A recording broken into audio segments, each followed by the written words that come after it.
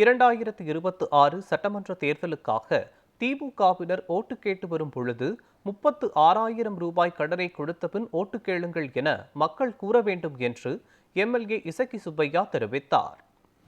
நெல்லை மாவட்டம் அம்பாசமுத்திரம் அருகே எம்ஜிஆர் திடலில் அதிமுகவின் 54ஆம் ஆண்டு தொடக்க விழா பொதுக்கூட்டம் நடைபெற்றது.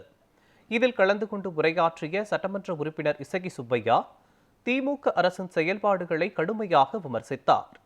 திமுகவின் ஊழலை வேரறுக்கவே எம்ஜிஆர் அதிமுகவை தொடங்கினார் என தெரிவித்தார். 3 ஆண்டுகளாக மகளிர் உதவித்தொகையை வழங்காததால் ஒவ்வொருவருக்கும் 36,000 ரூபாய் நிலுவையில் உள்ளதாக கூறினார்.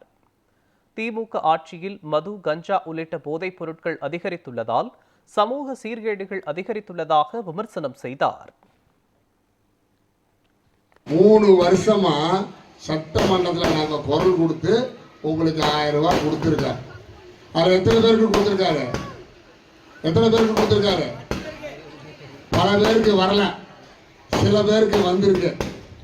அப்ப என்ன செய்யணும்? நீங்க அடுத்து, ஐயா நீ 3 வருஷமா எனக்கு காசு தரல, 36,000 ரூபாய் எனக்கு கடன் வச்சிருக்கிற, அந்த கடனை தந்துட்டு நீ பேசி நான் உனக்கு ஓட்டு போடுறேன் அப்படின்னு சொல்லலாமா சொல்லக்கூடாதா?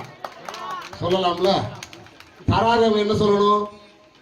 எனக்கு 60 மாசமா தரல, நீ 60,000 கொடுத்துட்டு ஓட்டு கேள்வி சொல்லலாமா சொல்லக்கூடாதா? நான் சொல்றது தப்பு இருக்கா? நான் தப்பா பேசுறேன்னா? இல்லம்மா அக்கா, நான் தப்பா சொல்லனா? இல்ல. ஆனா வட்டி மட்டும் கேட்டுறாதீங்க. என்ன இந்த படத்துக்கு வட்டி கேட்கக்கூடாது, அது தப்பு.